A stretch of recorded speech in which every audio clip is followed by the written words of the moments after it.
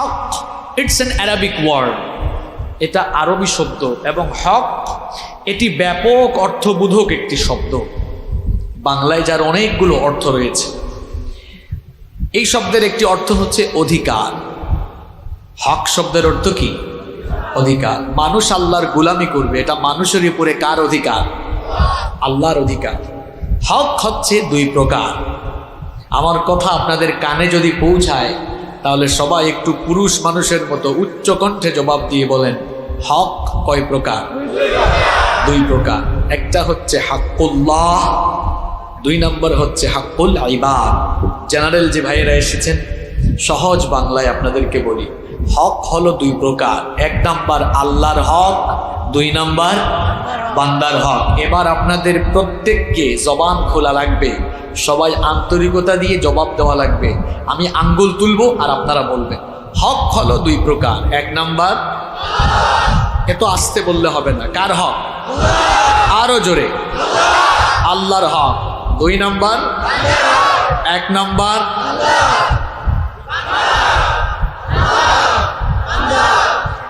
গতানুগতিক স্টাইলে আলোচনা হবে। যা বলবো এখানে শিখাইয়া মুখস্থ করাইয়া এরপরে ছাড়ো ইনশাআল্লাহ।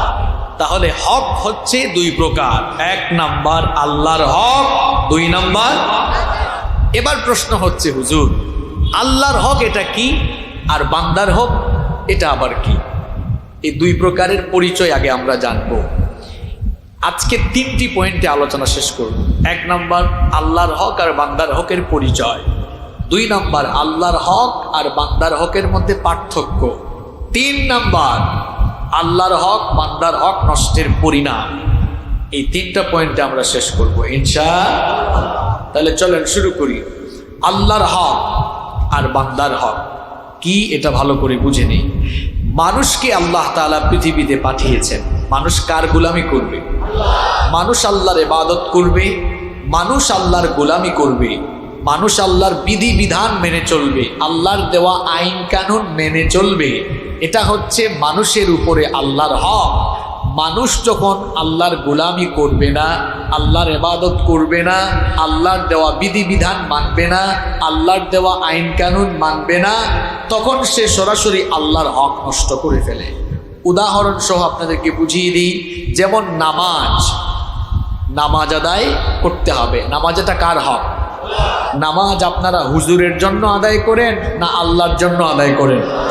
তাহলে নামাজ এটা কার হক? আমি আসার সময় দেখলাম, প্লিজ রাগ করবেন না, কিছু ভাইদেরকে দেখলাম জামাত চলছে। আমি তো আসার সময় সালাত আদায় করে এসেছি, নামাজ আদায় করে স্টেজে উঠলাম। কিছু ভাইদেরকে দেখলাম তারা নামাজ না পড়ে রাস্তায় দাঁড়িয়ে আছে। এখন এই যে তারা নামাজ পড়লো না, নামাজ আদায় করলো না, কার হক নষ্ট করলো? কার হক নষ্ট করলো? অনেককে আমি দেখেছি নামাজ না পড়া ওয়াজ মাহফিল ওয়াজ শোনার জন্য ঢুকছে। অর্থাৎ কিছু কারবারই এমন আছে সারাদিন মোবাইলের মধ্যে ইউটিউবে গিয়ে ওয়াজ শুনে মাহফিলেও যায়, কিন্তু আজান হলে সে আবার মসজিদে যায় না। এরকম মনে হয় নাই? নামাজ ছেড়ে দিচ্ছেন কেন আপনি? কিপ ইন ইউর মাইন্ড, সালাত ইজ দ্য কি অফ সাকসেস। নামাজ হচ্ছে সফলতার চাবি। নামাজ ছাড়া জান্নাতের গন্ধও আপনি পাবেন না। নবীজি বলেছেন, বাইনাল আবদি ওয়াল কুফরি তারকুস সালাত। আল্লাহর বান্দা আর কাফেরের মধ্যে পার্থক্য হলো নামাজ ছেড়ে দেওয়া। এই পৃথিবীতে একমাত্র মানুষকে আল্লাহ তাআলা সাজদা দেওয়ার উপযোগী করে বানিয়েছেন, মানুষকেই সবচাইতে সুন্দর করে বানানো হয়েছে। এজন্য আল্লাহ তাআলা কোরআনে কারীমে বলেছেন, লাকাদ খালাকনাল ইনসানা ফি আহসানি তাকওয়িম। সবচাইতে সুন্দর আকৃতি দিয়ে মানুষকে বানিয়েছেন যিনি, তিনি কে? আমরা যেভাবে পিঠটাকে একদম নইয়ে দিয়ে রুকু দেই, তারপরে নাক আর কপাল মাটিতে লাগিয়ে আমরা যে সুন্দর করে সাজদা দেই, মানুষের মতো রুকু সাজদা গরু ছাগল দিতে পারবে? অন্য কোনো পশু প্রাণী দিতে পারবে? আরে ভাই, মানুষকে তো আল্লাহ তাআলা সাজদা দেওয়ার উপযোগী করে বানিয়েছেন, গরু ছাগলকে সাজদা দেওয়ার উপযোগী করে বানানো হয় নাই। সুতরাং যে মানুষ হয়েও আজান শোনার পরে আল্লাহরে গিয়ে সাজদা দেয় না, সে মানুষ আর গরু ছাগলের মধ্যে কোনো পার্থক্য থাকে না। আপনাকে সাজদা দেওয়ার জন্য এভাবে বানানো হয়েছে। আর যে ঈমান আপনাকে নামাজে আনতে পারে না, এই ঈমান আপনাকে জান্নাতেও ঢুকাইতে পারবে না। নামাজ দ্বীনের খুঁটি, এটা এই খুঁটিকে যারা ভেঙে ফেললো তারা যেন ইসলামের ইমারতের উপরে আঘাত হানলো। এজন্য নামাজ ছাড়া যাবে না। কিসের ইসলামী আন্দোলন, কিসের জিহাদ, কিছুই কবুল হবে না যদি আপনার নামাজ ঠিক না থাকে, ঠিক কিনা? জিহাদের ময়দানেও আগে নামাজ। নামাজ ঈমান আনার পরেই আগে কি? আসতে বললে হবে না, ঈমান আনার পরেই কাজ কি? তাহলে এই যে নামাজ, এটা কার হক? আল্লাহর হক। রমজানের রোজা কার হক? সামর্থ্যবান হলে হজ করতে হবে, কার হক? সামর্থ্যবান হলে যাকাত দিতে হবে, কার হক? সুদ খাওয়া যাবে না, আইনটা কার? সুদ যদি খান আইন অমান্য করলেন কার? হক নষ্ট করলেন কার? ঘুষ খাওয়া হারাম করেছে মোল্লা না আল্লাহ? আপনি ঘুষ খেলেন, হক নষ্ট করলেন কার? এক কথায় এইভাবে আল্লাহর দেওয়া হুকুম আহকামকে যেখানেই আপনি অমান্য করবেন সেখানেই আপনি আল্লাহর উপর অবিচার করলেন, আল্লাহর হক নষ্ট করে ফেললেন। তাহলে আমরা আল্লাহর হকের পরিচয় জানলাম একেবারে এক্সাম্পল, উদাহরণ সহ। 2 নাম্বার, বান্দার হক। বান্দার হক এটা আবার কি? মানুষ তো সামাজিক জীব, আমরা সমাজবদ্ধ হয়ে বসবাস করি, আমাদের চারপাশে মানুষ বাস করে।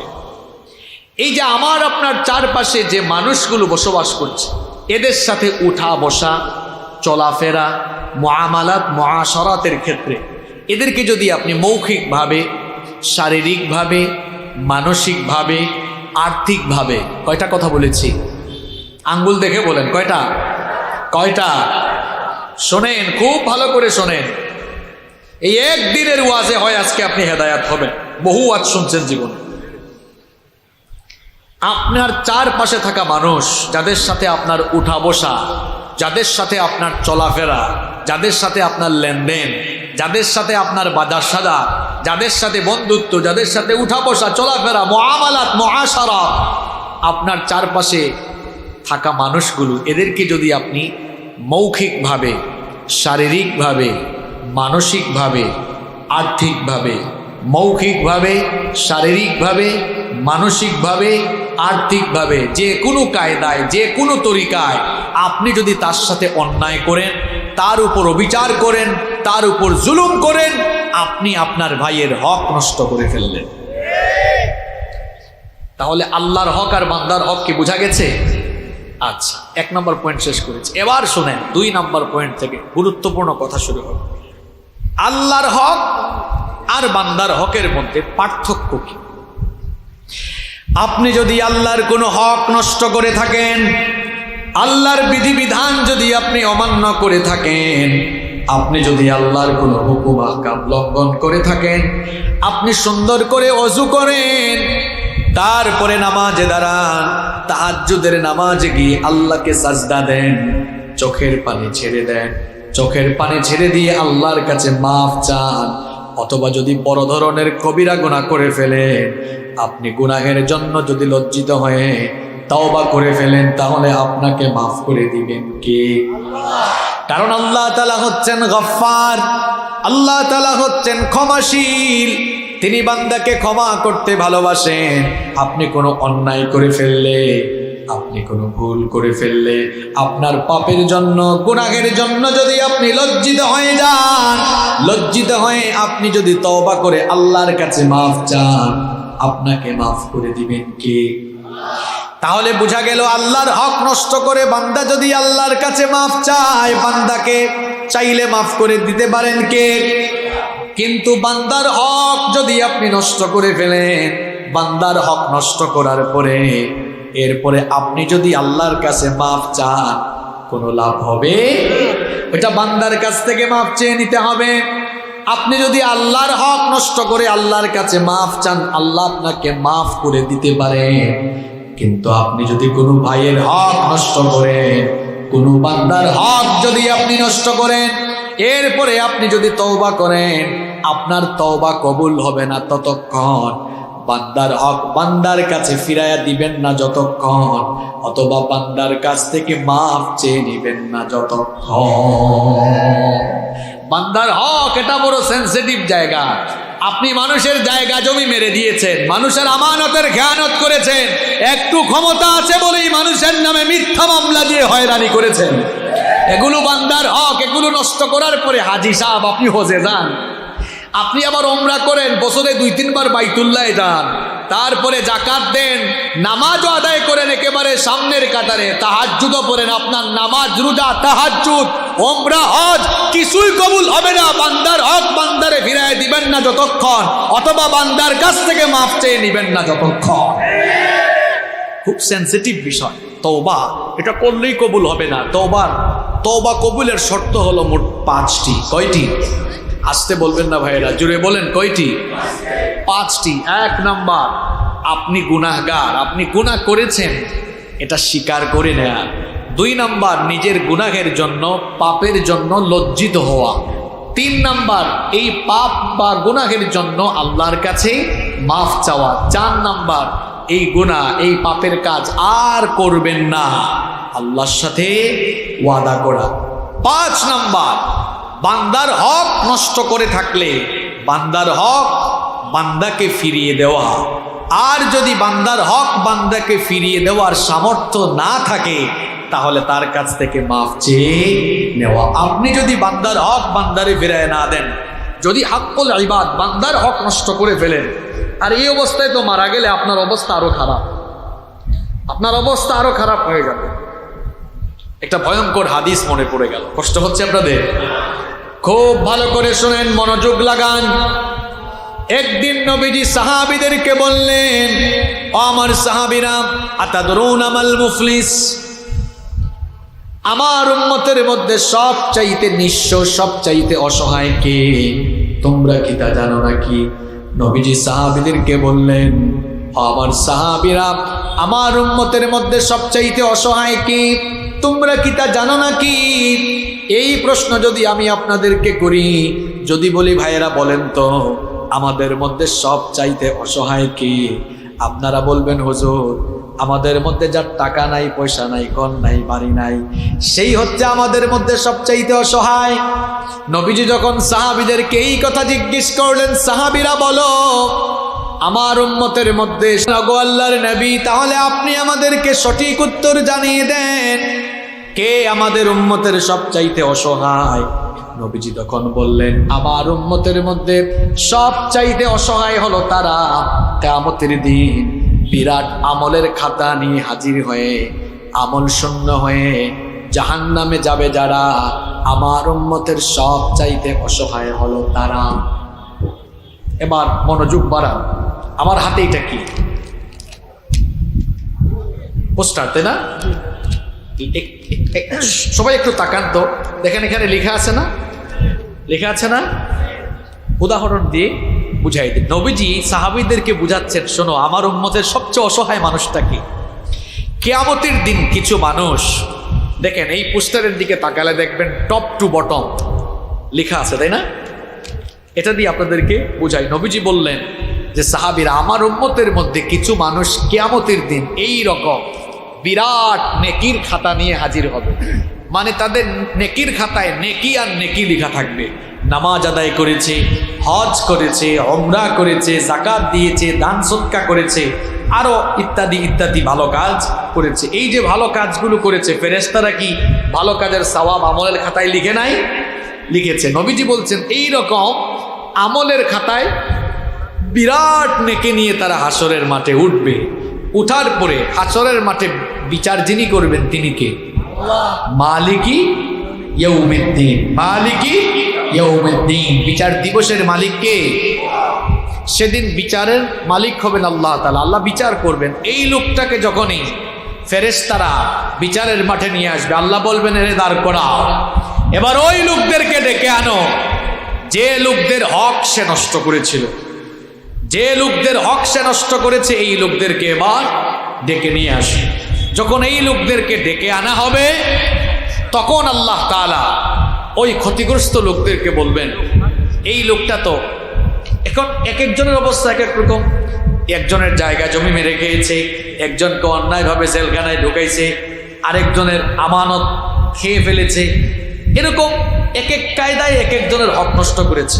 আল্লাহ বলবেন দাঁড়াও, তোমার বিচার না করে জান্নাতে দেওয়া যাবে না। এই হক নষ্ট যাদের হয়েছে এই মানুষগুলোকে আল্লাহ বলবেন এই লোকটা তোমাদের হক নষ্ট করেছে, তোমরা তার কাছে কি চাও? আচ্ছা, আপনাদের এলাকায় সালিশ বিচার হয় না? মনে করেন দুইজন ঝগড়া লাগছে, একজন আরেকজনের ক্ষতি করে ফেলেছে, এখন সালিশ বিচারে যারা বসেছেন বিচার করে রায় দিলেন, তুমি যেহেতু এর ক্ষতি করেছো ক্ষতিপূরণ দাও। তো দেখা যায় আমরা অনেক সময় ক্ষতিপূরণ হিসাবে কি দিই? টাকা পয়সা দিই। এখন আপনি যে দুনিয়ায় যে মানুষগুলোর হক নষ্ট করেছেন, এরা ক্ষতিগ্রস্ত হয়েছে, আপনি দুনিয়ায় হয়তো এর ক্ষতিপূরণ দিলেন না, তার হক তারে দিলেন না, মাফও চাইলেন না, কিন্তু কিয়ামতের দিন বিচারের মালিক কে? আল্লাহ তখন বলবেন ক্ষতিপূরণ আগে দাও। এখন কিয়ামতের দিন কি টাকা পয়সা দিয়ে লেনদেন চলবে? টাকা পয়সা থাকবে? টাকা পয়সা দিয়ে ক্ষতিপূরণ দেওয়া যাবে? যাবে না। আল্লাহ এই লোকদেরকে বলবেন তোমরা এবার ক্ষতিপূরণ হিসেবে কি চাও? তখন এই লোকগুলো বলবে আল্লাহ হাসরের মাঠে আজ তো শুধু একটা জিনিস দরকার। জিনিসটা কি বলেন তো? জোরে বলেন, কি? নেকি। আল্লাহ বলবেন, আল্লাহ তখন এই লোকগুলো বলবে আল্লাহ এর আমলের খাতায় যে নেকি আছে, আমাদের যে হক নষ্ট করেছে এর বদৌলতের বদলা, তার আমলের খাতা থেকে আমাদেরকে নেকি দাও। বুঝতেছেন ব্যাপার? এবার নেকি দেওয়া শুরু হবে। পাওনাদারদের লাইন এখানে, পাওনাদারদের লাইন এখানে। এবার তার আমলের খাতা থেকে নেকি বন্টন শুরু হবে। নেকি বন্টন করতে করতে নেকিগুলা ভাগ করে দিতে দিতে পাওনাদারের লাইন অবশিষ্ট থাকবে।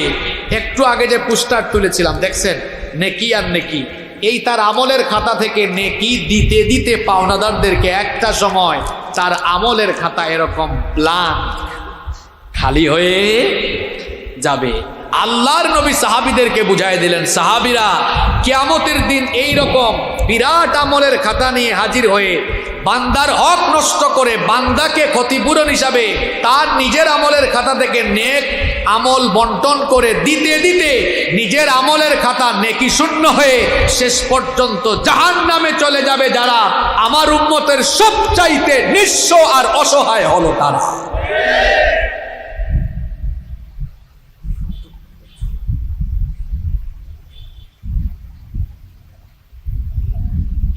এর চেয়ে শক্ত ওয়াজ দুনিয়াতে আর নাই। মানুষের হক আগে ঠিকঠাক করে। ওয়াজ যদি আপনারাই আমারে শিখাই দেন তাহলে আমার আর আনছেন কেন? নিজেরাই ওয়াজ করতেন। সম্মানিত ভাইয়েরা, তাহলে আল্লাহর হক আর বান্দার হকের পার্থক্য বুঝেছেন? আপনি যদি বান্দার হক নষ্ট করে ফেলেন আর বান্দার হক বান্দাকে ফিরাইয়া যদি না দেন অথবা তার কাছে মাফ চেয়ে না নেন, কিয়ামতের দিন আপনি আটকা থেকে যাবেন। এখন আপনার একটু ক্ষমতা আছে বলে আপনি এর নামে মামলা, তার নামে মামলা, একে গ্রেফতার করে তাকে গ্রেফতার করে জেলখানায় আটকায় রেখেছেন। সে যে তার পরিবার থেকে 2 মাস, 6 মাস, 8 মাস, 10 মাস, 1 বছর, 2 বছর, 6 বছর, 8 বছর পরিবার থেকে দূরে থাকলো, আপনি তার হক নষ্ট করেছেন, তার পরিবারের হক নষ্ট করেছেন, তার উপর জুলুম করেছেন। কিয়ামতের দিন কড়াই গন্ডায় হিসাব দিয়ে তারপরে জান্নাতে যাওয়া। আপনি যা মন চাই তাই করেছেন, যা ইচ্ছে তাই করেছেন।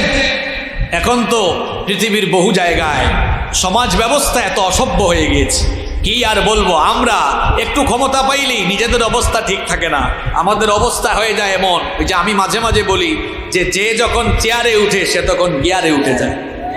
যে যখন চেয়ারে সে উঠে যায় গিয়ারে। আমি নিজেও গিয়ারে আছি কারণ আমি চেয়ারে, এটাও ঠিক। তবে আমার এই গিয়ারটা ইসলামের পক্ষে আছে, ইসলামের বিপক্ষে না। কোরআনে কারীমে চেয়ারের নামে একটা আয়াত আছে না নাই? কোরআনে কারীমে চেয়ারের নামে আয়াত আছে না? আয়াতটার নাম কি? আয়াতুল, সবাই বলেন আয়াতুল কুরসি। কোরআনুল কারীমে আয়াত আছে কয়টা? 6236টা আয়াত আছে। তার মধ্যে আয়াতুল কুরসি হচ্ছে কোরআনুল কারীমের সবচাইতে ফজিলতপূর্ণ আয়াত, সবচাইতে ফজিলতপূর্ণ আয়াত। এবার আপনারা আমাকে বলেন তো, কোরআনে কারীমে মৃত্যুর আয়াত আছে না নাই? তো আসতে বলতেছেন কেন? মৃত্যুর আয়াত আছে, জান্নাত জাহান্নামের আয়াত আছে, হালাল হারামের আয়াত আছে, সুদ ঘুষের আয়াত আছে। এত আয়াত থাকলে এত আয়াত থাকতে ওই আয়াতগুলোকে তো আল্লাহ তাআলা সবচাইতে ফজিলতের আয়াত বানালেন না, বরং সবচাইতে ফজিলতের আয়াত বানানো হয়েছে আয়াতুল কুরসি। কারণটা কি? কুরসি মানে কি? কুরসি মানে চেয়ার, কুরসি মানে সিংহাসন, কুরসি মানে গদি। এই আয়াতকে সবচাইতে ফজিলতের আয়াত বানানো হয়েছে কেন জানেন? এর কারণ হলো পৃথিবীতে এই চেয়ারওয়ালা লোকরা চেয়ারের ক্ষমতার অপব্যবহার করেই জুলুম চালায় সবচাইতে বেশি। এই জন্য আল্লাহ তাআলা এই আয়াতুল কুরসির ভেতরে তার সার্বভৌমত্ব, সভরেন্টি, তার সার্বভৌম ক্ষমতার পরিচয় দিয়ে তামাম দুনিয়ার চেয়ারওয়ালা লোকদেরকে সাবধান আর সতর্ক করে দিয়েছে। চেয়ারে উঠে গিয়ার বাড়াইয়া দিয়েন না। চেয়ারে উঠাইতে পারেন যিনি, বেইজ্জত করে জুতার বাড়ি খাওয়াইয়া চেয়ার থেকে নামাইতে পারেন তিনি। সব ক্ষমতার মালিককে, সব ক্ষমতার মালিককে। বেশি বাড়াবাড়ি করলে পরিণতি ভালো হয় না। ওই দেখেন না, কিছুদিন আগে তো এক টাকলা বাড়াবাড়ি করতে করতে এখন তারে দেখাও যায়। সে বলেছিল ইসলাম রাষ্ট্রধর্ম থাকবে না। পাগলা, রাষ্ট্রধর্ম ইসলাম এখনো আছে, তোর চেয়ার জায়গায় থাকে নাই। যারা ইসলামের সাথে বেয়াদবি করেছে এভাবেই তারা জিল্লতি আর বেইজ্জতিতে নিপতিত হয়েছে। ইসলামের পক্ষে থাকবে যারা, সম্মান আর মর্যাদা পাবে তারা, দুনিয়া আখেরাতে সফল হবে। আপনি বান্দার হক যদি নষ্ট করে ফেলেন আপনি ধরা খেয়ে যাবেন। এবার আপনি চিন্তা করুন তো, চক্ষু বন্ধ করে চিন্তা করে দেখেন, আপনি যে গুনাহগুলো করেছেন এই গুনাহগুলোর কথা চিন্তা করুন, কিংবা খাতা কলমে লেখা শুরু করুন। সামনে রমজান মাস আসতেছে, গুনাহ মাফের মাস, এবাদতের মাস। এবাদতের মাসে নিজেকে যদি আপনি এবাদতে মনোযোগী করতে চান তাহলে আগে গুনাহ থেকে মুক্ত হতে হবে। নিজেকে আগে এবাদতের প্রতি আগ্রহী হওয়ার জন্য ওই উপযোগী নিজেকে আগে বানাতে হবে। এই জন্য গুনাহমুক্ত হওয়া লাগবে। আর এই গুনাহমুক্ত হওয়ার জন্য আগে আপনি তওবা করেন। তওবা করে আপনি আপনাকে আগে বিশুদ্ধ করেন, পরিশুদ্ধ বানান।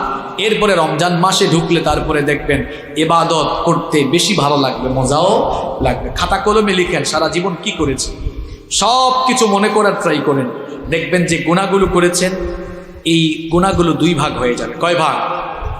কিছু গুনাহ হয়েছে আপনি আল্লাহর হক নষ্ট করে ফেলেছেন, আর কিছু গুনাহ দেখবেন আপনি বান্দার হক নষ্ট করে ফেলেছেন। যেগুলো আপনি আল্লাহর হক নষ্ট করেছেন, ওই যে বললাম নামাজ পড়েন, চোখের পানি ছাড়েন, মাফ চান, মাফ করে দিবেন কে? আর বান্দার হক নষ্ট করে থাকলে প্লিজ প্লিজ আজকেই গিয়া তার হক তারে ফিরায় দেন। আর যদি ফিরায় দেওয়ার সামর্থ্য না থাকে তারে পায়ে ধরে মাফ চান। নইলে আপনি তওবা করেন, এই তওবা কিন্তু কবুল হবে। বান্দার হক আমরা কিভাবে নষ্ট করছি দেখেন, কিভাবে আমরা মানুষের হক নষ্ট করছি দেখেন। আমরা অনেক সময় আমাদের অনেক ভাইয়ের গীবত করি। এই যে আপনি আপনার একজন ভাইয়ের গীবত করলেন, আপনি তার হক নষ্ট করে ফেললেন। আর গীবতকে মরা ভাইয়ের গোশত খাওয়ার সাথে তুলনা করেছেন কি? এজন্য খবরদার, একজন ভাইয়ের গীবত করে তার হক নষ্ট করবেন না। আমাদের দেশে তো বিশেষ করে চায়ের দোকানগুলোকে আমি বলি সেকেন্ড পার্লামেন্ট। ওখানে চায়ের দোকানদার সব সময় স্পিকারের ভূমিকায় থাকে, আর যারা চা খেতে আসে তারা সাংসদের ভূমিকা অবতীর্ণ হয়ে চায়ের কাপে চুমুক দেয় আর মানুষকে নিয়ে গীবত করে, আসে না নাই? খবরদার, আপনি মানুষকে নিয়ে গীবত করে নিজের পাপের পাল্লাকে ভারী করবেন না। এই যে আপনি একজন ভাইয়ের গীবত করলেন, তার হক আপনি নষ্ট করে ফেললেন। এলাকায় এলাকায় চুগলখড়ি আছে না নাই? চুগলখড়ি না থাকলে মানুষে তো ঝামেলা লাগেছে কেমনে, পরিবারে গন্ডগোল লেগেছে কেমনে? এই চুগলখড়ির কারণেই তো এত গন্ডগোল লেগেছে। আপনি যদি কোনো ভাইয়ের চুগলখড়ি করেন তাহলে আপনি তার হক নষ্ট করে ফেললেন। তারপরে দেখুন, আমরা অনেক সময় অনেক মানুষকে নিয়ে উপহাস করি, তুচ্ছ-তাচ্ছিল্য করি। এক ভাই একটু বোকা শোকা সহজ সরল মানুষ, দেখা হলে বলে কিরে আবুল, মফিজ কি খবর? কিংবা একজন লোক একটু মোটা, কয় কিরে মটকা। একজন লোক একটু চিকন, কই চিকনা। কোরআনে কারীমে আল্লাহ নিষেধ করেছেন, সূরা হুজুরাতে আল্লাহ বলেছেন, ইয়া আইয়ুহাল্লাযীনা আমানু লা ইয়াসখারু মিন কওমিন আসা আন ইয়াকুনু খায়রাম মিনহুম। আল্লাহ তাআলা বললেন, হে বিশ্বাসীরা, তোমরা কখনো একজন আরেকজনকে, এক সম্প্রদায় আরেক সম্প্রদায়কে নিয়ে কখনো ঠাট্টা উপহাস করো না। এই যে আপনি একজন ভাইকে নিয়ে ঠাট্টা করলেন, আপনি তার হক নষ্ট করে ফেললেন। আবার অনেকে আছে, অনেকের নাম বিকৃত করে ডাকে, নাম বিঙ্গায়। যেমন তার বাবা নাম রেখেছে জামাল উদ্দিন, কয় কিরে জামাইল্লা। বাবা নাম রেখেছে কামাল উদ্দিন, কয় কিরে কামাইল্লা। এই যে নাম বিকৃত করে ডাকে, নাম বিকৃত করে ডেকে আপনি আপনার ভাইয়ের হক নষ্ট করলেন। কোরআনে কারিমে আল্লাহ নিষেধ করেছেন, ওয়ালা তানাবাজু বিল আলকাব, খবরদার কাউকে মন্দ নামে ডেকো না। বিকসাল ইসমুল ফুসুক বাদাল ঈমান, ঈমান আনার পরে কাউকে মন্দ নামে ডাকা জঘন্য গুনাহ। এই জন্য কাউকে কখনো মন্দ নামে আমরা ডাকবো না। এইভাবে আমরা হক নষ্ট করছি। বাহিরের কথা কি আর বলবো, নিজেদের ঘরের ভেতরেই তো আমরা এখন হক নষ্ট করছি। স্বামী হয়ে স্ত্রীর হক আমরা নষ্ট করছি, স্ত্রী স্বামীর হক নষ্ট করছে। স্বামী তার স্ত্রীকে ঠিক মতো সময় দেয় না, ঠিক মতো ভালোবাসে না। যেটুকু সময় দেওয়া দরকার, যেভাবে কথা বলা দরকার, যেভাবে আন্তরিকতা দিয়ে কথা বলার সময় দেওয়া দরকার, দেয় না। এইরকম অনেক ফ্যামিলি আজ আছে না নাই? আমাদের পরিবারগুলো, সংসারগুলো আজ ভেঙে যাচ্ছে। দাম্পত্য জীবনে কলহ বাড়ছে।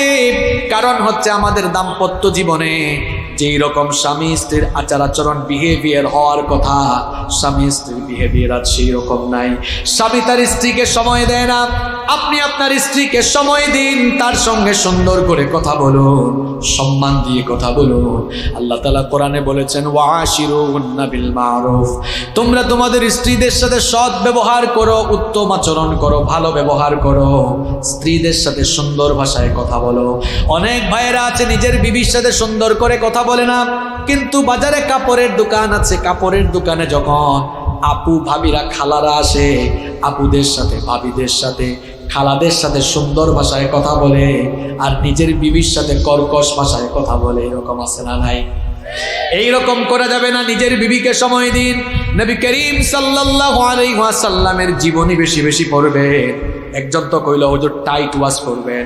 আমি যদি বলি কতজন এখানে আছেন নবীজির জীবনী পড়েছেন, 50টা হাতও উঠবে না। কি ওয়াজ শুনবে নাকি? আপনি নবীজির জীবনী পড়েন। আরে ভাই, মানতে গেলে তো জানতে হয়, জানতে গেলে পড়তে হয়, পড়াশোনা করা দরকার।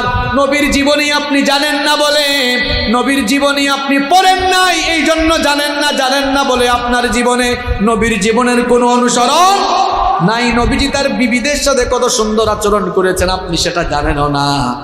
আম্মা জান আয়েশা রাদিয়াল্লাহু আনহা বলেছেন, আমার নবী আমাদের সাথে কত সুন্দর ব্যবহার করতেন। শোনো, নবী করিম সাল্লাল্লাহু আলাইহি ওয়াসাল্লাম প্রায় সময় আমার কোলে মাথা রেখে আমাকে গল্প শোনাতেন। আপনি তো বিয়ের পরে বউকে বানিয়ে ফেলেছেন দাসীর মতো, বান্দির মতো। বিবিকে একটু গল্প শোনানোর সময় পান না, তার সাথে সুন্দর ভাষায় কথা বলার সময়ও পান না।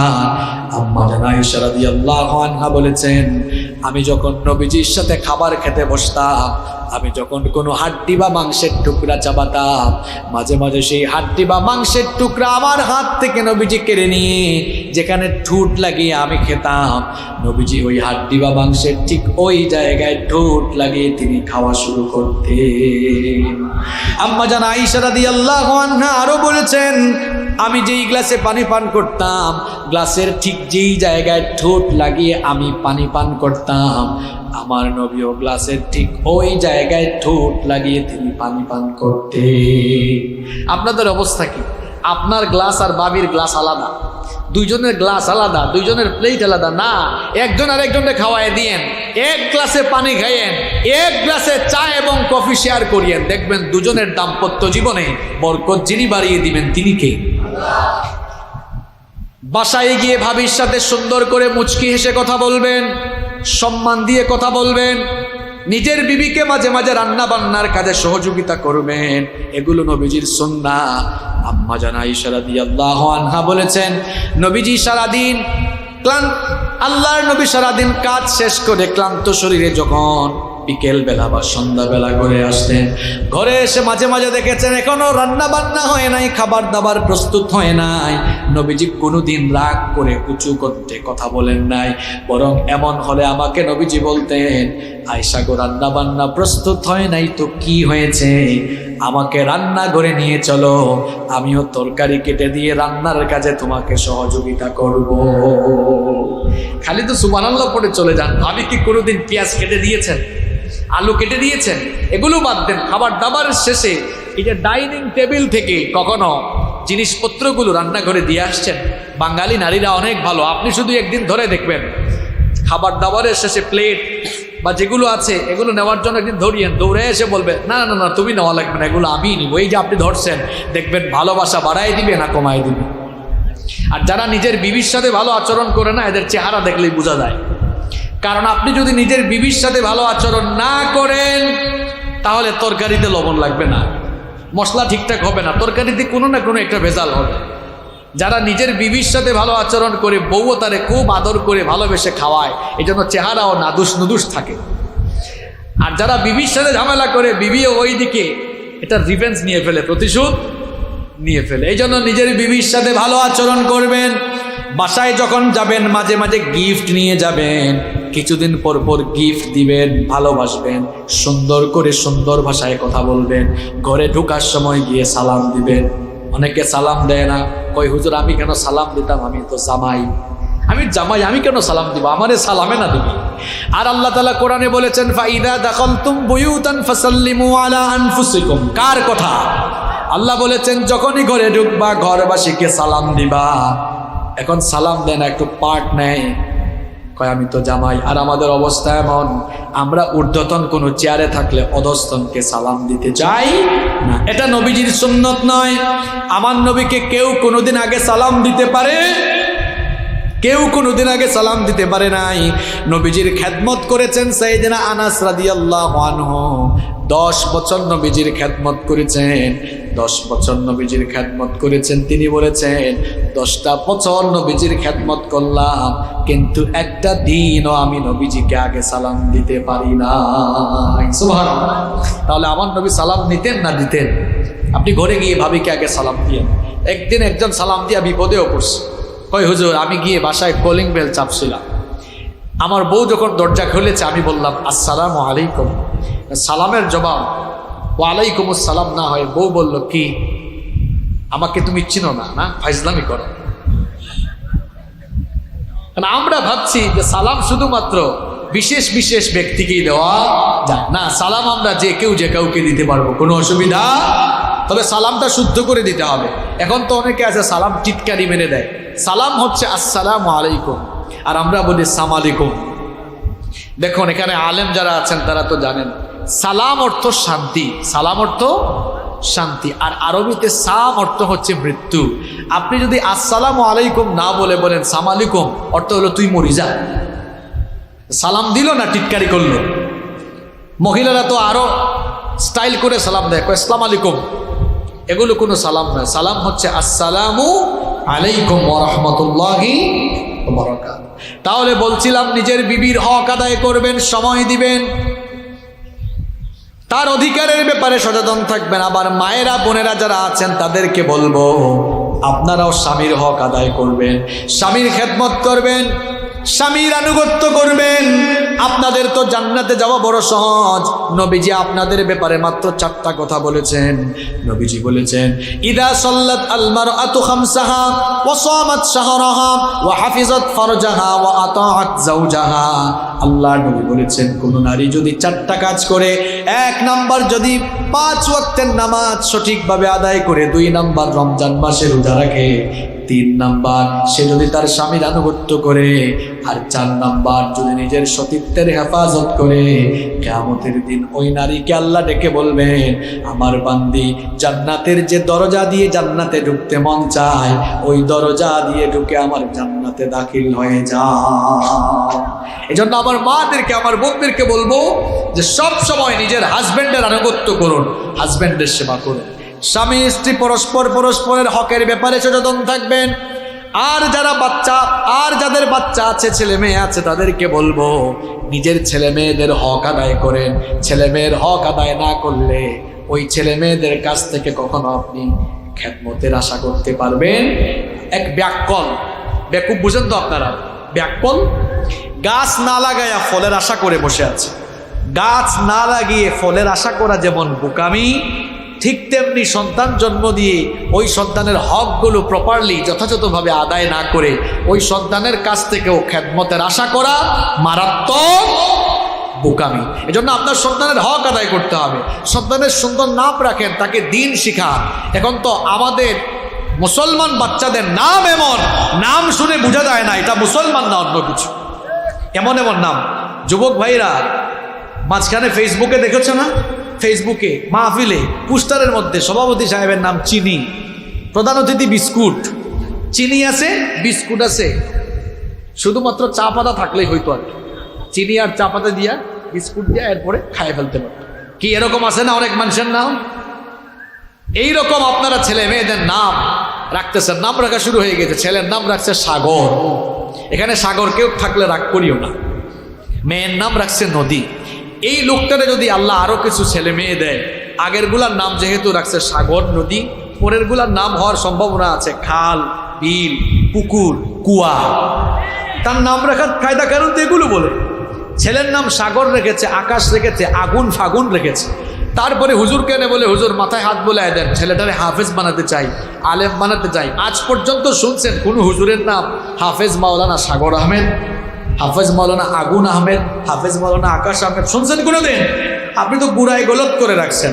আবার আরেক কারবারি তার ছেলের নাম রেখে দিয়েছে তুফান। বললাম ভাই ছেলের নাম তুফান রাখছেন কেন? কয় হুজুর অবস্থা বুঝে ব্যবস্থা নিয়েছি। বললাম কি এমন অবস্থা হলো যে অবস্থা বুঝেই ব্যবস্থা নিলেন? কয় তুফানের সময় হয়েছে তো এই জন্য নাম রেখে দিয়েছি তুফান। আরেক জায়গায় মেয়ের নাম রেখেছে বৃষ্টি। কয় হুজুর এইটাও অবস্থা বুঝে ব্যবস্থা, বৃষ্টির সময় হয়েছে বৃষ্টি। আমি বললাম এই যে আপনি অবস্থা বুঝে ব্যবস্থা নেন, এখন যদি এই যে সামনে তো বৈশাখ মাস আসতেছে, এখন যদি বজ্রপাতের সময় আরেকটার জন্ম হয়, নাম কি রাখবেন? ঠাডা পড়ছে না। আপনি তো অবস্থা বুঝে ব্যবস্থা নিচ্ছেন, এটা কোন জাতের নাম রাখেন? আল্লাহ নবী বলেছেন তাসুম্মু বিআসমাইল আম্বিয়া, নবীদের নামের সাথে মিলিয়ে ছেলেদের নাম রাখো। ছেলে মেয়েদের নাম আলেমদের সাথে আপনি পরামর্শ করে রাখেন। তারপরে ছেলে মেয়েগুলোকে দিন শিখান, দিনই শিক্ষা আগে দেন। আপনার সন্তানগুলোকে অ আ ক খ এবিসিডি শিখাইয়েন, পরে আলিফ বা তা থা শেখাবেন সবার আগে। Teach your children the holy book Quran. The holy book Quran will teach your children everything. আপনার সন্তানকে কোরআন শেখান, দেখবেন এই কোরআন আপনার সন্তানকে গোটা দুনিয়ার জ্ঞান বিজ্ঞানের সাথে পরিচিত করে দিবে। এখন সমাজ, আপনি সন্তানকে দিনই শিক্ষা দেন না, এরপরে হুজুর আসলে বলেন হুজুর মা বাবার খেদমতের ওয়াজ করেন। আরে ভাই আপনি আগে সন্তানের খেদমত করেন, সন্তানের হক আদায় করেন। যখন আপনি সন্তানের হক আদায় করবেন এই সন্তান এমনি আপনার খেদমত করবে। আর যখন আপনি সন্তানের হক আদায় করবেন না, keep in your mind the old home is waiting for you. বৃদ্ধাশ্রম হয়তো আপনার মতো কপাল পোড়ার জন্য অপেক্ষা করছে। আপনি ঠিক মতো বাচ্চাদের হক আদায় করছেন না। নিজের পরিবারের সবার হক আদায় করবেন। এরপরে আপনি চতুর্দিকে চলাফেরার সময় কারো হক নষ্ট করবেন না। অনেকে আছে এতিমের মাল মেরে খেয়ে দিয়েছে, এতিমের মাল যে ভক্ষণ করলেন তার হক নষ্ট করে ফেললেন। অন্যায়ভাবে অবৈধভাবে অনেকের জায়গা জমি দখল করে ফেলেছে। আল্লাহর নবী বলেছেন অন্যায়ভাবে অবৈধভাবে যে অর্ধ হাত জায়গা জমি দখল করে, কিয়ামতের দিন আল্লাহ তাআলা ওই লোকটার গলার মধ্যে 7 তবক জমিন ঝুলাইয়া দিবে। এজন্য খবরদার মানুষের উপরে জুলুম করবেন না। নবীজি বলেছেন ইত্তাকুজ জুলম, জুলম থেকে নিজেরা বেঁচে থাকো। ফা ইন্নাজ জুলমা জুলুমাতুন ইয়াউমাল কিয়ামাহ, জুলুমের পরিণাম হবে কিয়ামতের দিন বড় ভয়াবহ, বড় অন্ধকার। আর মানুষ জুলুম করে তখন সবচাইতে বেশি যখন সে ক্ষমতা পায়, সবচাইতে বেশি ক্ষমতার চেয়ার থেকে জুলুম হয় বেশি।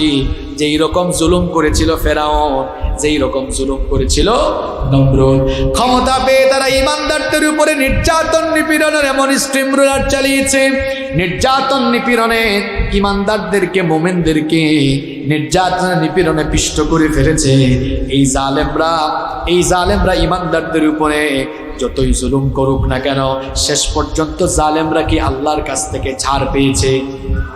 আসতে বলবেন না, জোরে বলেন আল্লাহর কাছ থেকে ছাড় পেয়েছে। আল্লাহ যখন যারে ধরেছে একদম ভালো মতো সাইজ করেছে। আল্লাহ ফেরাউনকে ধরে না, যখন আবার ধরছে তখন কিন্তু ছাড়ে না। যখন আল্লাহ ভালো করে ধরেছে, একেবারে লোহিত সাগরে পানিতে চুবায়া আল্লাহ তাকে দুনিয়া থেকে বিদায় করেছে। আল্লাহ নমরুদকে ধরে না, আবার যখন ধরছে তখন কিন্তু ছাড়ে নাই। যখন ধরছে ল্যাংরা বসা দিয়া একেবারে জুতার বাড়ি খাওয়ায়া দুনিয়া থেকে বিদায় করেছেন কি? এইভাবে আল্লাহর এই জমিনে ইমানদারদের উপরে জুলুম নির্যাতনের স্ট্রিম রোলার চালিয়ে কেউ আল্লাহর পাকড়াও থেকে বাঁচতে পারে নাই। এইভাবে করে বর্তমান পৃথিবীতেও যারা আল্লাহর দ্বীনের দায়ীদের উপরে জুলুম নির্যাতনের স্ট্রিম রোলার চালাবে, তারাও কেউ আল্লাহ তাআলার পাকড়াও থেকে রেহাই পাবে না। আল্লাহ তাআলা কাউকে ছাড় দেন না। আল্লাহ তাআলা একটু অবকাশ দেন। যখন আল্লাহর ধরার সময় চলে আসে, আল্লাহ যখন ধরেন তখন একেবারে ভালো মতো সাইজ করে ছাড়েন। কেউ কারো উপর আমরা জুলুম করব না। যদি আপনি কারো উপর জুলুম করেন, কারো হক নষ্ট করে ফেলেন ভাই, তাহলে তো আমি বললাম যে বান্দার হক নষ্ট করে ফেললে আপনি আটকে যাবেন, ধরা খেয়ে যাবেন। এই যে আপনি মানুষের হক নষ্ট করলেন, কত ভাইয়ের গীবত করলেন, আপনার অধীনস্থ লোক যারা আপনার আন্ডারে চাকরি করে, আপনি তাদেরকে কাজের আপনি তাদের সাধ্যের চাইতে কাজ বেশি চাপাইয়ে দিলেন, আবার বেতন দেওয়ার সময় আপনি কম দিলেন।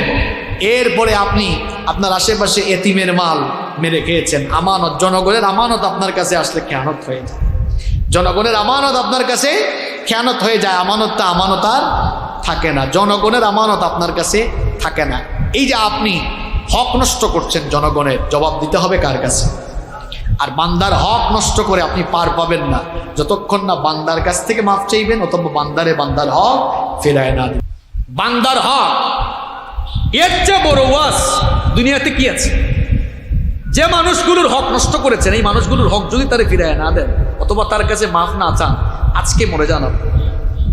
আজকে যদি এখন আমি মরে যাই, আপনি মরে যান, বান্দার হকগুলো যে নষ্ট করলাম আমরা যদি তার কাছে ফিরায় না দিই, অথবা তার কাছ থেকে মাফ চেয়ে যদি চলে না যাই, তাহলে কিয়ামতের মাঠে আমি আটকে গেলাম না?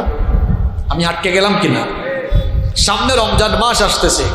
এই রমজান মাসকে কাজে লাগানোর জন্য আগে থেকেই তওবা ইস্তেগফার করে নিজেকে গুনাহ মাফের উপযোগী করুন, এবং এবাদত যেন করতে পারেন, এবাদতের মন মানসিকতা তৈরি করার জন্য তওবা করে ইস্তেগফার করে নিজেকে আগে আপনি পরিশুদ্ধ করুন। আপনি তওবা করলে মাফ করে দিবেন কে? মানুষ ভুল করতে পারে, ভুল করা এটা দোষের কিছু না। নবীজি বলেছেন, কুল্লু ইবনে আদম খাত্তাউন, মানুষ মাত্রই গুনাহগার, মানুষ মাত্রই পাপী, মানুষ গুনাহ করতে পারে। কুল্লু ইবনে আদম খাত্তাউন ওয়া খায়রুল খাত্তাইন আত-তাওয়াবুন, আর গুনাহ করা, পাপ করা মানুষদের মধ্যে আল্লাহর কাছে প্রিয় হলো তারা গুনাহ করার পর আল্লাহর কাছে তওবা করে ফেলে যারা। আপনার যতই গুনাহ থাকুক না কেন, আপনি যদি একেবারে বিরাট পরিমাণ গুনাহ করে ফেলেন, তাও আপনি আল্লাহর রহমত থেকে নিরাশ হয়ে যাবেন না। কারণ আপনার গুনাহ যদি হয় খাল, বিল, নদ, নদী আর পুকুরের পানির সমান, মনে রাখবেন আমার আল্লাহর দয়া হচ্ছে সাগর আর মহাসাগরের পানির সমান। আপনার গুনাহ যদি হয় বিশাল ওই পাহাড়ের সমান, আমার আল্লাহর দয়া হলো মাথার উপরের বিস্তৃত আসমানের সমান। আপনার গুনাহ যদি হয় মাথার উপরের সুবিশাল ওই আকাশের সমান, আমার আল্লাহর দয়া হচ্ছে তার আরশের সমান।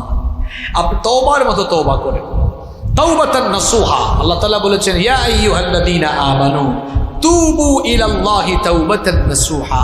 তওবার মতো তওবা করেন, মাফ করে দিবেন কে? মাফ করে দিবেন কে? রমজান আসার আগে নিজেকে তওবা ইস্তেগফার করে নিজেকে আগে পরিশুদ্ধ বানান। হতে পারে এই রমজান আপনার জীবনের শেষ রমজান, আর জীবনে রমজান নাও পাইতে পারে। গত বছর রমজান পেয়েছে, এবছরের রমজান আসার আগে পৃথিবী থেকে চলে গিয়েছে এমন কিছু মানুষ কি আপনাদের এলাকায় আছে? কথা বলেন, আছে? তা আগামী বছর অর্থাৎ পরের বছরের রমজান তো আপনি নাও পেতে পারেন। এবছরের রমজানটাকে ভালোভাবে কাজে লাগানোর পরিকল্পনা আপনি গ্রহণ করুন। আর নামাজের ব্যাপারে গাফেল হবেন না। এই যে ওয়াজ শুনতে আইসা অনেকে নামাজ আদায় করলো না, এমনটা করবেন না। আমার যুবক ভাইয়েরা যুবকদেরকে বলছে, তারা ভাবতে পারে হুজুর আমরা তো যুবক মানুষ, আমরা তরুণ মানুষ, আমরা বুড়া হই, চুলদারি পাকুকের পর আমরা নামাজ আদায় করব। আমার যুবক ভাইয়েরা, তরুণ ভাইয়েরা, আপনারা যে বুড়া হবেন এর কি কোনো গ্যারেন্টি আছে? There is no serial of death. মৃত্যুর কোনো সিরিয়াল নাই। পৃথিবীতে আসার সিরিয়াল আছে, কিন্তু যাওয়ার কোনো সিরিয়াল নাই। আসার সময় দাদা আগে আসে, এরপরে বাবা, তারপর ছেলে, তারপরে নাতি, সিরিয়াল আছে। যাওয়ার সময় দেখবেন সিরিয়াল ব্রেক হয়ে যায়। মাঝে মাঝে দেখবেন এমন করুণ চিত্র সমাজে দেখা যায়, ছেলের লাশ বাবা কবরে নামায়, অথবা নাতির লাশ দাদা কবরে নামায়, আছে না নাই? পৃথিবীতে কেউ আপনার আপন নয়, আপন একজন, তিনি কে? আপনি যে নামাজ ছেড়ে দিচ্ছেন, আপনি চাকরি করতে গিয়ে, ব্যবসা করতে গিয়ে, কাজে কর্মে ব্যস্ত থেকে নামাজ ছেড়ে দিচ্ছেন, যে ছেলে মেয়েদের জন্য আপনি গাড়ি করতে চাচ্ছেন, বাড়ি করতে চাচ্ছেন, প্রপার্টি করতে গিয়ে আপনি কাজ করতে করতে নামাজগুলো ঠিক মতো আদায় করেন না, আপনি মারা যাওয়ার পরে দেখবেন এই ছেলে মেয়েরাই আপনাকে কবরে রেখে চলে আসবে। একমাত্র আপনার সাথে আপনার আমল সঙ্গী হবে, আমল ছাড়া আর কিছু সঙ্গী হবে। আরে ভাই, আপনি তো মারা যাওয়ার পরে 200 বছর পরে আপনার নামও পৃথিবীতে কেউ মনে রাখবে না। যেমন দেখুন, আমাকে দিয়ে উদাহরণ দিই, আমার দাদার বাবার নাম তো আমি জানি না, আমার দাদার বাপের নাম আমি জানি না, হয়তো আপনারা জানতে পারেন। এখন যদি আমি বলি যে আপনার দাদার দাদার বাবার নাম কি, বলতে পারবে না? বলতে পারবে না। এই উদাহরণ কেন দিলাম? আমার দাদার বাবা পৃথিবীতে 160-70 বছর আগেও ছিলেন, তো 160-70 বছরের ব্যবধানে তার পরবর্তী প্রজন্ম তার নাম ভুলে গেল। ঠিক একই পরিণতি আপনার হবে। যে দুনিয়ার জন্য পাগল পাড়া হয়ে, যে দুনিয়ার লোভে পড়ে আপনি নামাজ ঠিক মতো আদায় করেন না, আল্লাহর বিধিবিধান মানেন না, এই দুনিয়া আপনার সাথে খেয়ানত করবে, আপনি এই দুনিয়াতে থাকতে পারবেন না। যাদেরকে আপনি আপন মনে করছেন, এরা কেউ আপনার আপন না, আপনার আপন একজন, তিনি কে? আমার যখন ফুরাবে দিন, আসবে গহীন রাতি, থেকো আল্লাহ জীবনে হয় চির সাথী, আসবে গহীন রাতি। আমার আমার বলে যখন কাউকে পাবো না, সেদিন আমার শূন্য গিয়ায় তুমি থেকো সান্ত্বনা, তুমি থেকো সান্ত্বনা। আখির আলো নিভে যেদিন, মনে আলো দিয়ে আসবে না কে অন্ধ চোখে একটু আলো নিয়ে, সেদিন আমার, সেদিন আমার, সেদিন আমার অন্ধ চোখে তুমি আলো জ্যোতি, আসবে গহীন রাতি। আমার যখন ফুরাবে দিন, আসবে গহীন রাতি, থেকো আল্লাহ জীবনে হয় চির সাথী, আসবে গহীন রাতি। বলেন আমিন। আল্লাহ ছাড়া কেউ আপন নাই। এজন্য আমার যুবক ভাইদেরকে বলবো, খবরদার ভাইরা, শয়তানের ধোঁকায় কখনো নামাজ ছেড়ে দিও না। নামাজে না আসলে খুশি হয় কে? নামাজে না গেলে খুশি হয় কে? তা আপনি নামাজ ছেড়ে দিয়ে কারে খুশি করেন বলেন? এই যে ফজরের নামাজ, আজকে ফজরের নামাজ আপনি ঘুমাইলেন, নামাজ আদায় করলেন না, কারে খুশি করে আপনি দিনটা শুরু করলেন? নিজের বিবেককে প্রশ্ন করুন। প্রত্যেক দিন 5 ওয়াক্ত নামাজ ছেড়ে দিয়ে আল্লাহর সঙ্গে 5 বার নাফরমানি করেন। খবরদার ভাইরা, নামাজটা কখনো ছাড়বেন না। নিজের জীবনে নামাজ কায়েম করুন, নিজের পরিবারে নামাজ কায়েম করুন, তারপরে সমাজে নামাজ কায়েমের জন্য সমাজবদ্ধ আন্দোলন দরকার আছে না নাই? নামাজটা ঠিক করুন। আমার যুবক ভাইদেরকে বলবো, খবরদার শয়তানের পাল্লায় পড়ে যৌবনটা নষ্ট করা যাবে না। এই যৌবনকালীন বয়স হচ্ছে মানুষের জীবনের সবচেয়ে স্বর্ণালী সময়। Youth is called the golden season of human life.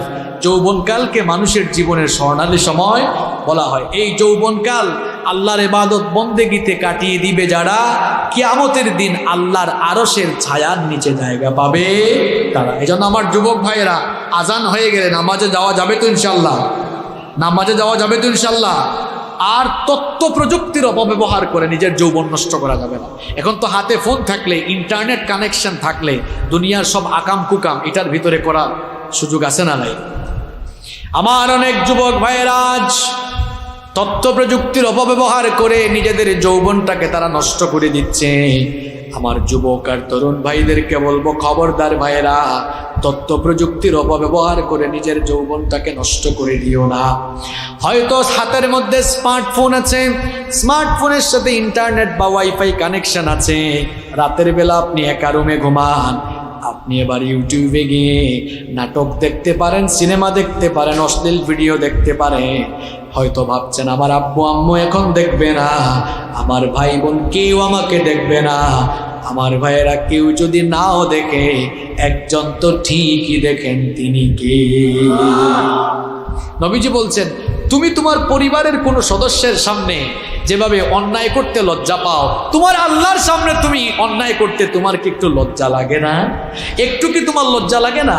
আর যুবকগুলো পর্নোগ্রাফিতে আসক্ত হয়ে পড়ছে, আর যারা পর্নোগ্রাফিতে আসক্ত হয়ে পড়েছে এদের ভেতরের মনুষ্যত্ববোধ অনেক আগে রিমুভ হয়ে গিয়েছে, এদের ভেতরে পশুত্ব পয়দা হয়ে গিয়েছে। এজন্য এরা নারীকে সম্মান করতে জানে না। মেয়ে দেখলেই তার ভোগ করতে মন চায়, সে নারীকে ভোগ্য পণ্য মনে করে নারী জাতিকে সে সম্মান করতে জানে না, কারণ তার ভেতরের মনুষ্যত্ব এই ব্লু ফিল্ম বা এই পর্নোগ্রাফি রিমুভ করে দিয়েছে। নারীকে সে মানুষের জাত মনে করে না, নারীকে সে শুধুমাত্র পণ্য, ভোগ্য পণ্য মনে করে, এছাড়া আর কিছু মনে করে না। আমার যুবক ভাইদেরকে বলবো, তথ্য প্রযুক্তির অপব্যবহার করে, ইন্টারনেটের অপব্যবহার করে আর নিজের যৌবনটাকে নষ্ট করে দিও না ভাই। নিজের চরিত্রের প্রতি মনোযোগী হও। নবীজি বলেছেন, বুখারীর হাদিস, মাইয়াদমানলি মা বাইনা লাহইহি ওয়া রিজলাইহি আদমানু লাহুল জান্নাহ।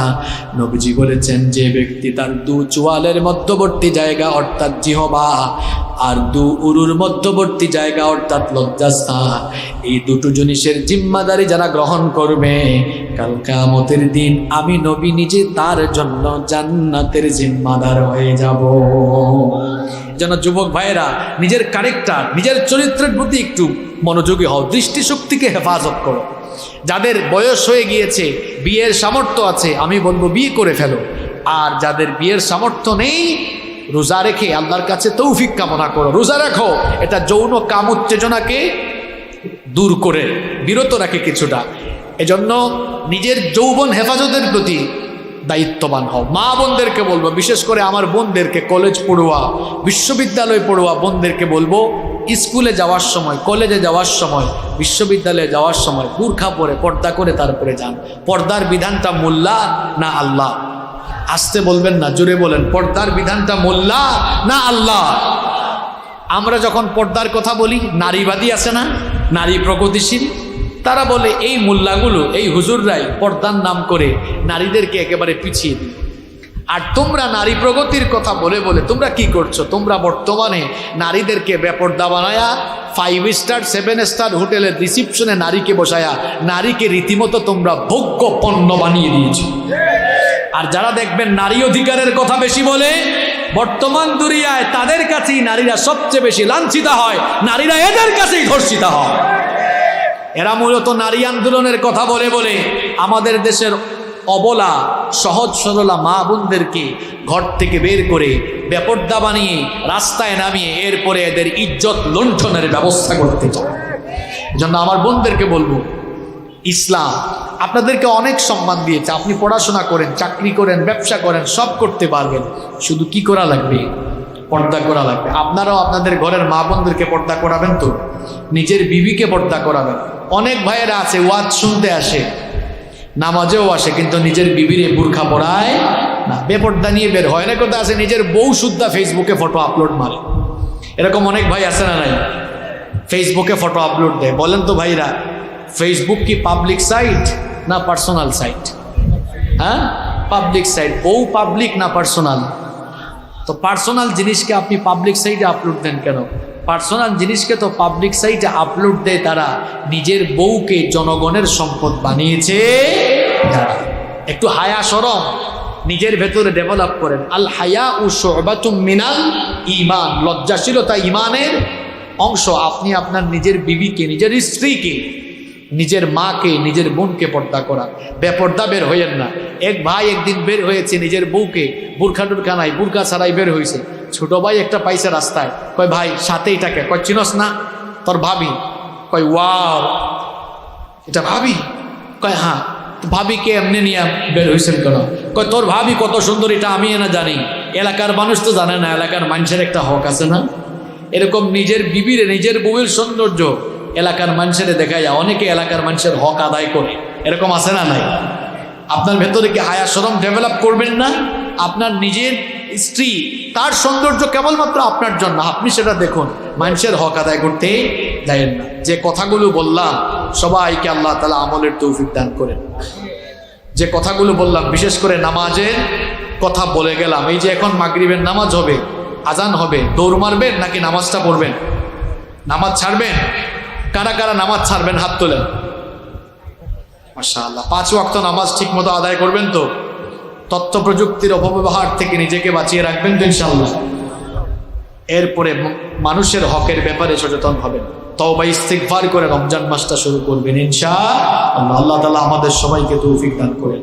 মাহফিল কমিটির কোনো বক্তব্য না থাকলে আমরা মুনাজাতে চলে যাব।